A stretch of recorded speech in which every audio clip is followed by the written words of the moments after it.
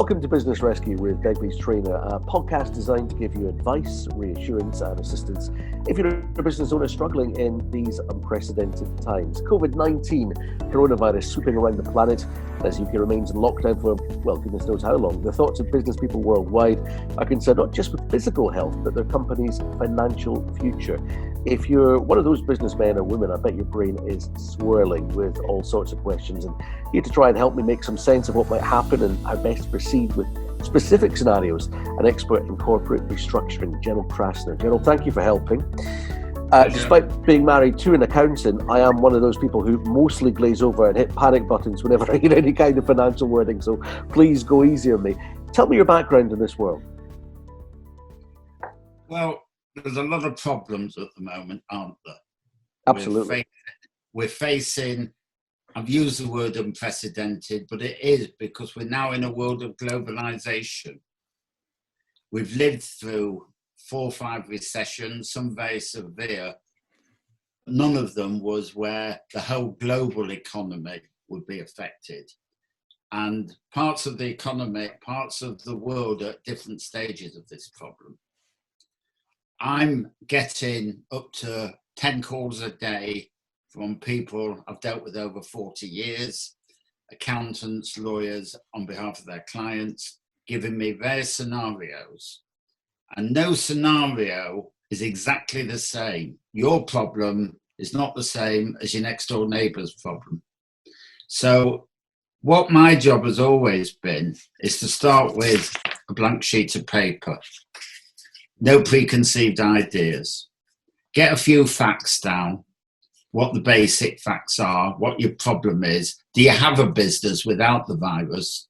And as a result of that, try and find a practical solution in what I call the real world, not the world of legalese textbooks, that you can apply with a bit of help, maybe not to get back to where you were last year, but to get back to a state where at least you're in business and over 1, 2, 3 years, you can slowly make your way back and move forward. Because I have a belief that the world we're going to enter into is not the world we left behind.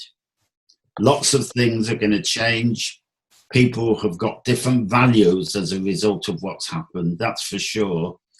And that has to be brought in. There will be new industries, there will be new businesses, and unfortunately, there will be businesses that do not survive. It's a bleak picture for sure. Tell me how your background, I mean, I know that you've helped at things like football clubs and also in the world of motor racing. I suppose most notably the work being with Leeds United, but also Port Vale and Bournemouth, of those that you can mention anyway. Tell me how your background specifically relates to the future and how you can be a benefit to companies going forward.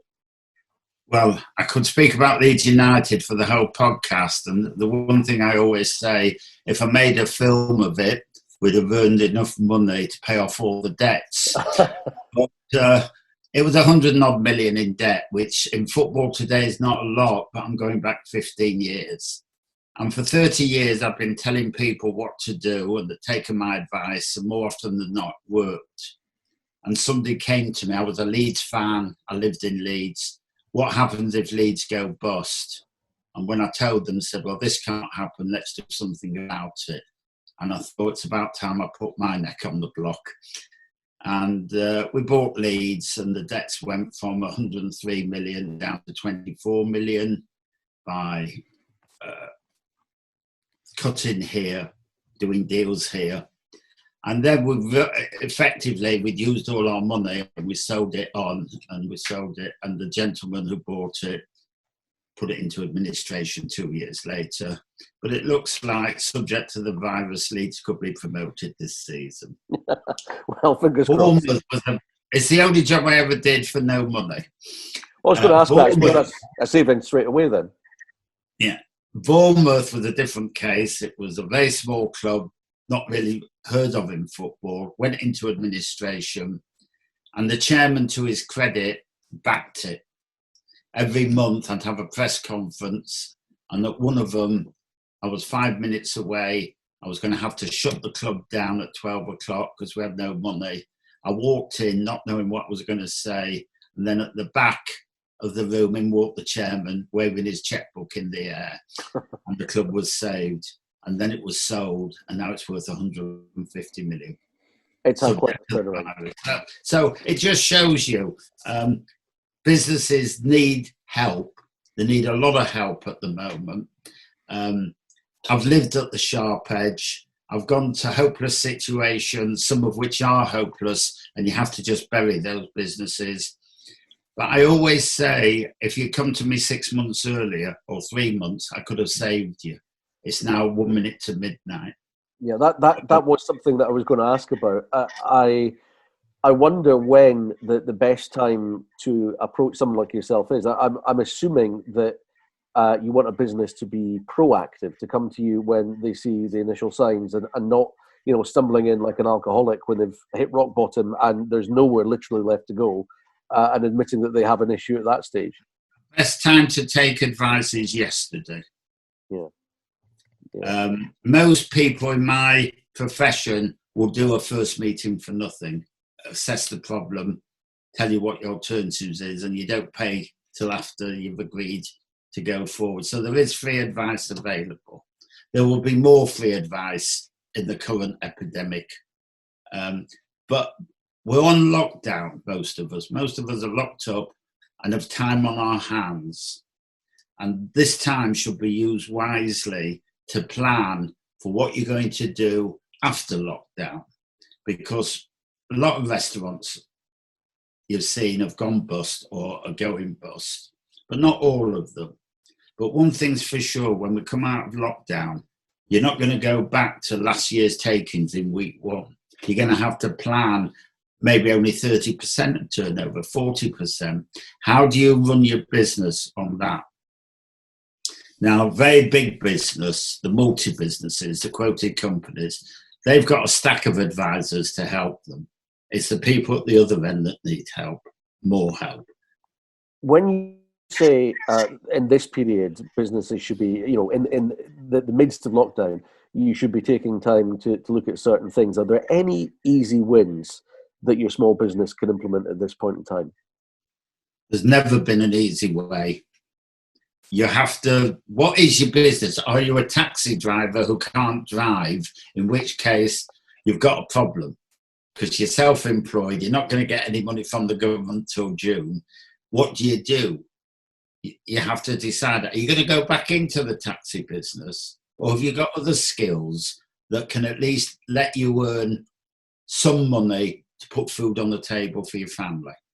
It's as simple as that. You don't need to be a genius. It comes down to the person you're dealing with. When I deal with people, and this is why it's harder at the moment, I like to go and see them and look in their faces and make a human judgment on them. Not quite so easy via the computer. You haven't got that human touch to make, because the human judgment is as important as the financial judgment. I'm assuming then that when you're talking about the human connection, is there anyone that has ever come to you and you thought, I don't feel that I can work with this person or this company. There are issues here. Right. The first meeting, I say, look, if you give me bad information, you get bad advice.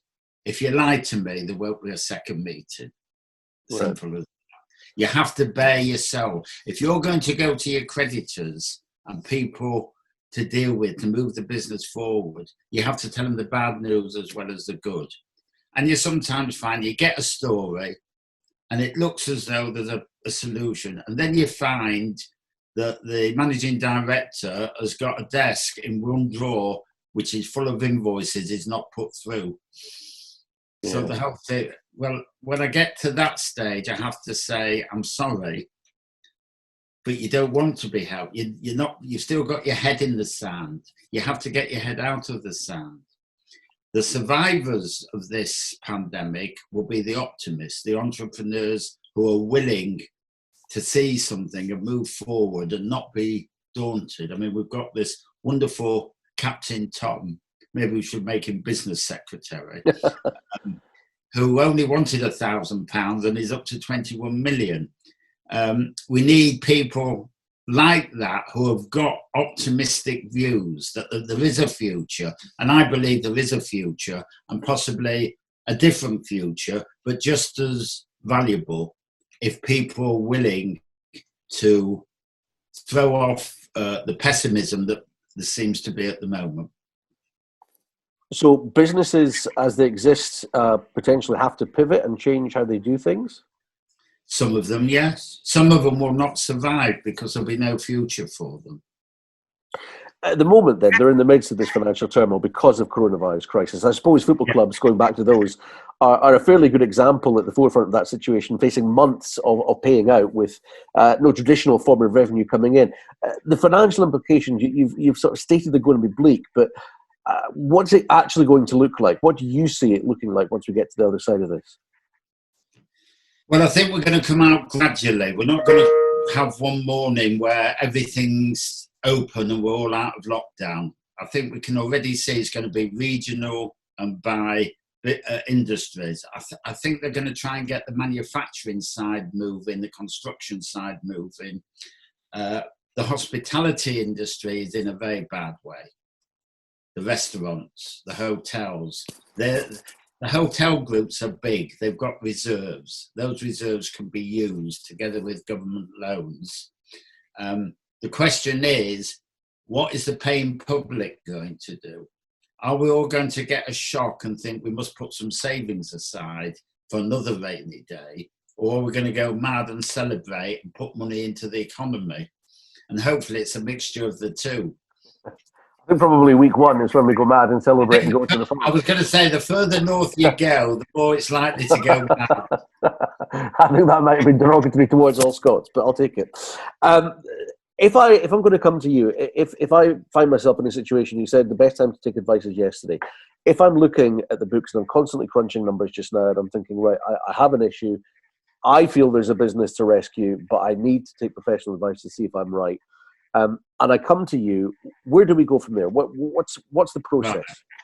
Well, let me talk about two jobs I've done since lockdown. Okay. One of them was at the beginning of lockdown. Was a gentleman who got caught up in a company that went bust and had a lot of guarantees. He had a house. He'd set up a new business, and we put together a package which over 5 to 6 years will give his creditors a reasonable commercial return on the debt. And we then used a process to get that finally approved by the majority of creditors. And he said he's now had his first night's sleep in 4 months. The fact that mental weight is lifted off, that has all been done via telephone calls, computers. I've not met the guy other than seeing him on, like I'm seeing you at the moment. Believe me, it's the best way. Yeah. My instance, anyway. But he came over, the very honest guy who wanted to do his best because he could just gone bankrupt and had all the debt wiped out. Mm-hmm. The second is a guy who phoned me 2 days ago. Runs 2 very large pubs, restaurants, both on lockdown, one profitable, one not. Got investors with him, and he is now in the process of instructing me to produce alternative solutions for them to consider when they know that lockdown will be released. That will include the shareholders putting in some money, the bank putting in some money, the government putting in some money, clearing the old debt, maybe 50p in the pound, but going forward, paying everybody cash on delivery. So people will be employed, money will be going into the economy, people will enjoy eating and drinking in his establishment, hopefully. So these are the sort of things. You've got to come up with a realistic solution that works in the real world. And the fact we don't know when it starts is a bit of a hamper, because the longer lockdown goes on, the more businesses that won't survive. Now, as well as the financial effects, or because of them, there's a hell of a lot of mental anguish throughout this period as well. Whether you're an employee or a business owner, I know that with my own family, we've seen members whose business, through no fault of their own, have collapsed. And I remember them telling me at the time they would see the mail coming through the letterbox and hit the carpet, and they would be frightened to open the letter for fear of That another is a sale. common thing, the failure to actually open the mail and find out what the problem is. And Now, I've also heard you say that you don't suffer from stress. Is it something you can teach? How do you help with the emotional side of it? I count one of my blessings in life is that I have never lost a night's sleep over worry, although I've had plenty to worry about. I've had ups and downs, but I don't seem to be affected by stress. I go home, I have a hot shower, I go to bed, and in the morning there seems to be a solution to at least try. Now, most people can't go that way. And unfortunately, in my family, we had a suicide 7 years ago of my stepson, so I understand emotional stress. I understand how you can have moments of madness or illness. And I try and make people feel better about themselves. I'm not a professional at it. I just talk to them, treat them as a human being, explain. Well, I used to explain financially, there's worse things than going bust. It is not the end of the world. The end of the world is catching this virus and not surviving. So you put things in a perspective. But there will be a massive demand for counselling and people to help after we come out of lockdown. Population 60 odd million, maybe 40 million adults. Some are saying 25% are suffering.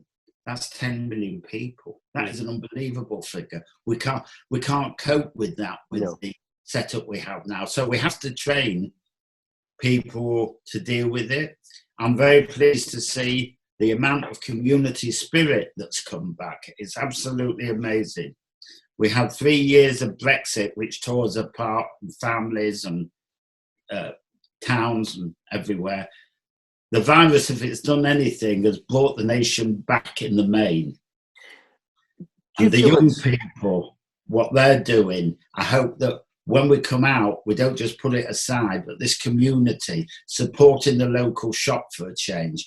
Don't buy all your groceries at Asda or Tesco's. They can afford not to have it. You support your local businesses. Yeah. I mean, for instance, where I live, we're getting at the moment a sort of meat pack from the local butcher who delivers it to your door, and it costs 40 quid a week, and it's basically a week's worth of meals. And my big fear is that when things go back to our perception of normal, people will, instead of looking to that guy, go back to their supermarket where they'll get it delivered to their door from them, along with everything else. I don't know. I think a lot of people will remember those that helped and those that didn't. Do you see yourself, you're talking about the emotional fragility of people who are in a position where their business is struggling. Do you see yourself as being able to be one of those people that can offer assistance purely in an emotional side? If we're talking about 10 million people who are in need of emotional backup, if you like, do you see yourself as being one of those people that can assist? I can assist by pointing people in the right direction. I can talk to people on a certain level. I'm not an expert. I wouldn't claim to be an expert. I've had no training in it. But people come to me for advice other than financial. Let's put it that way. And it stays between me and them. And I have enough letters in my drawer of people thanking me, even when they've gone bankrupt, but for the humane way they've been treated, at least. If the worst happens and a business does have to close its doors, the next steps for the employees and owners, you've mentioned retraining in the past conversation that we've had, where people have to pivot and go on to do something else. How does that work? How does that period unfold? Before the virus, if a business was going to shut down and had a lot of employees, strictly the owners should have spoken to them before instructing us, but often they don't.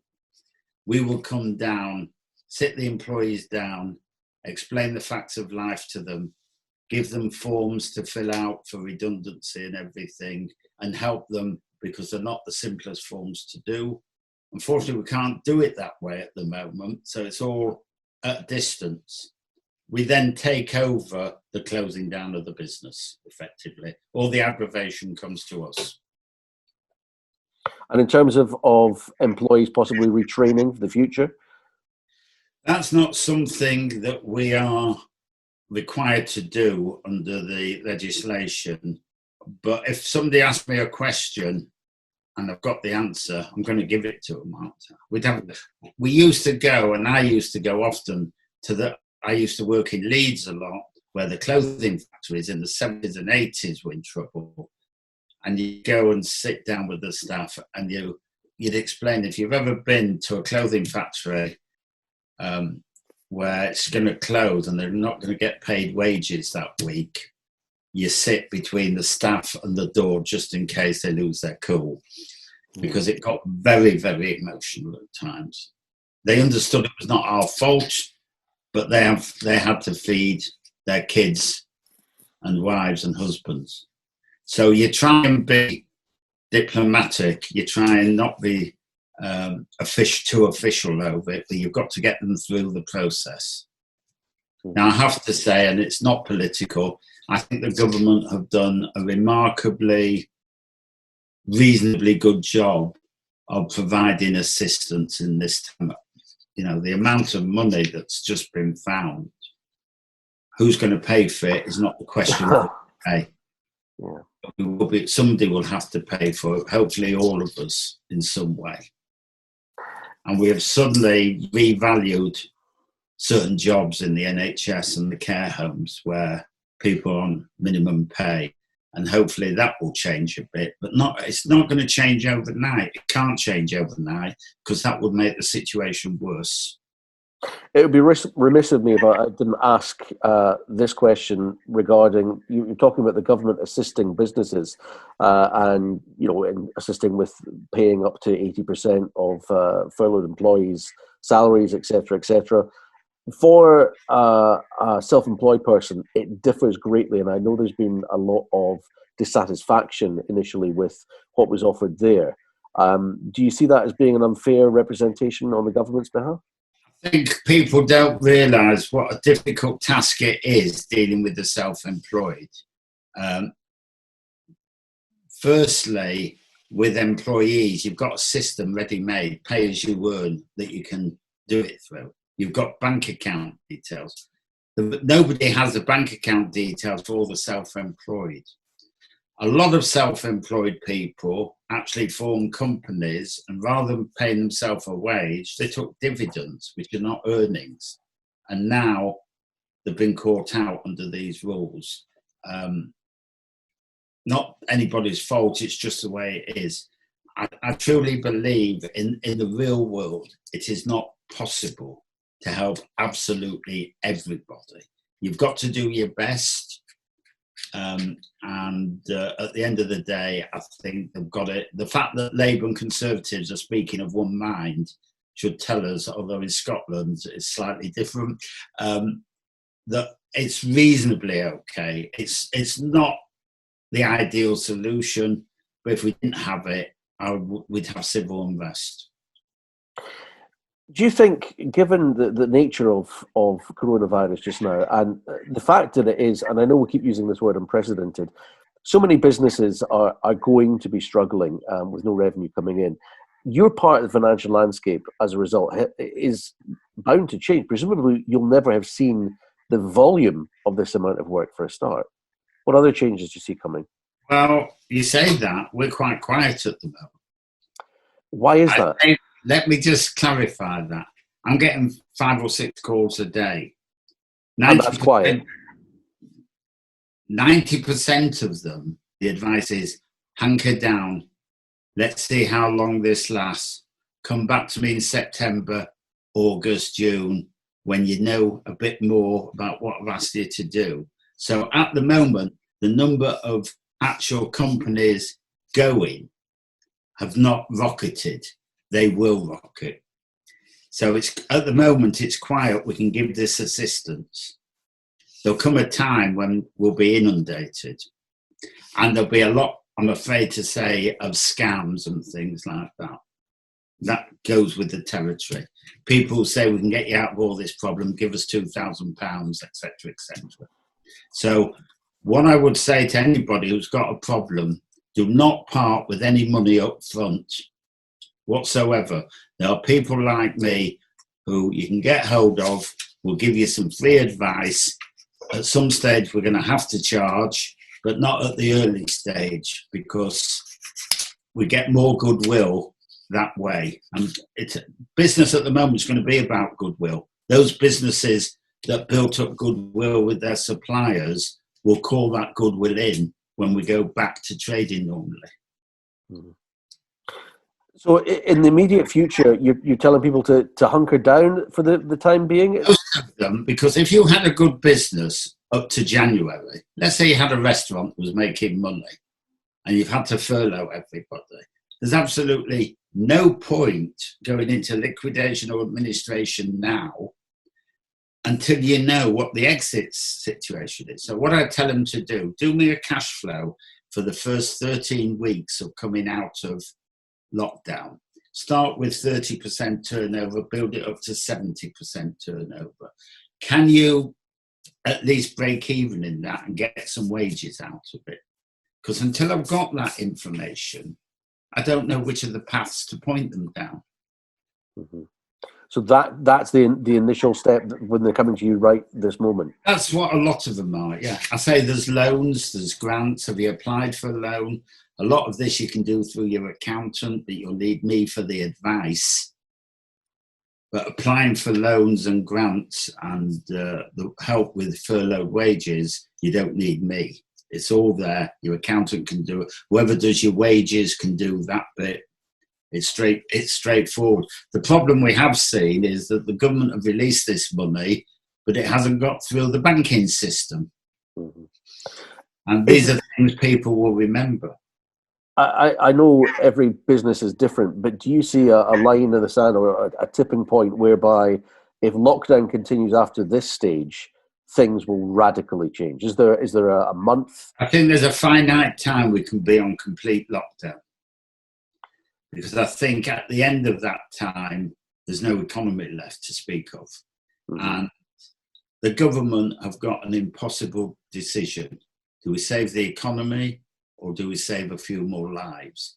And that's not one for the moment, but there was a horrendous statistic I saw yesterday, I don't know if you saw it, that I think we've got 14,000 deaths, which is terrible. The number of people under 45 with no ailments who have died is 11. Mm-hmm.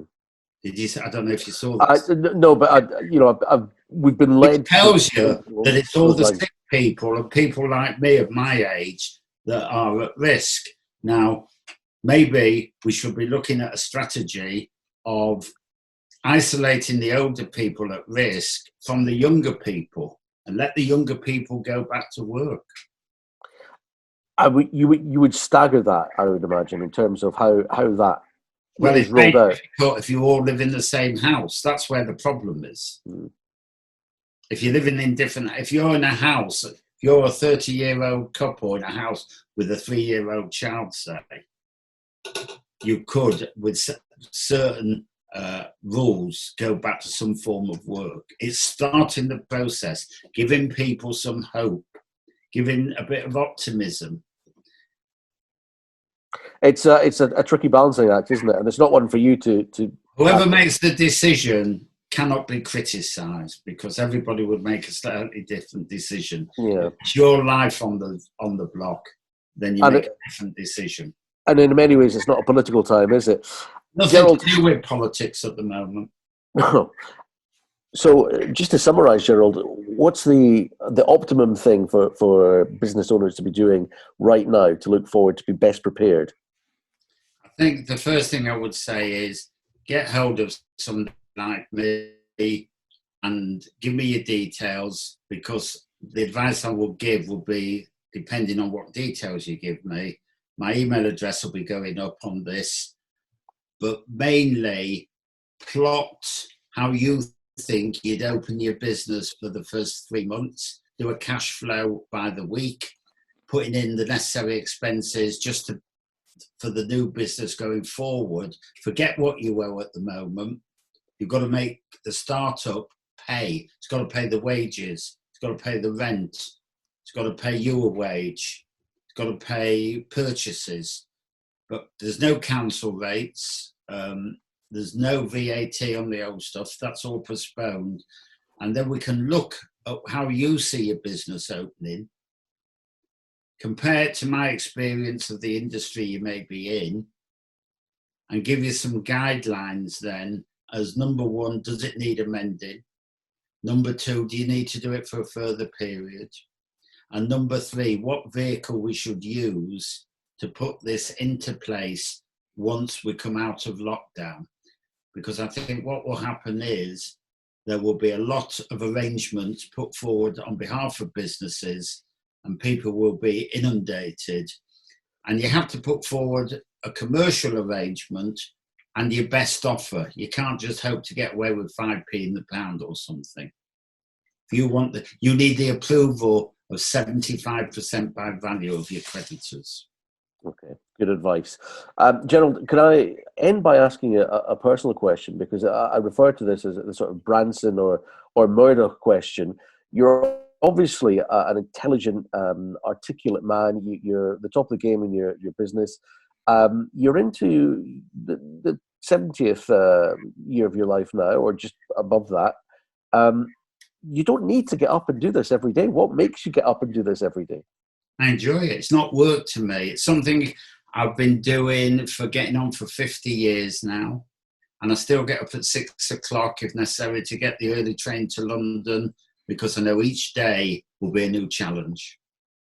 Thank you for joining me on this first episode of Business Rescue. If you do need help, Begbie's Trainer is there for you with experts in business restructuring as well as closure and financial options. They have 78 offices across the UK. You'll find them at begbies-trainergroup.com. That's Begbie's, BEGBIES-trainer, TRAYNOR group.com. And of course, with Gerald being the expert, the best thing you can do is contact him directly. How do we do that, Gerald?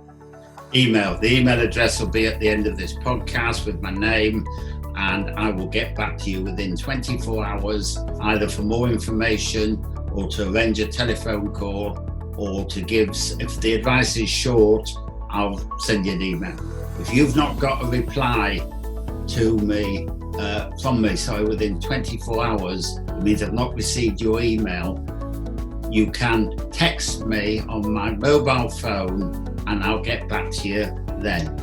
So that number is 07836 607782. Thank you very much. Good luck with your business, and we'll see you next time on Business Rescue.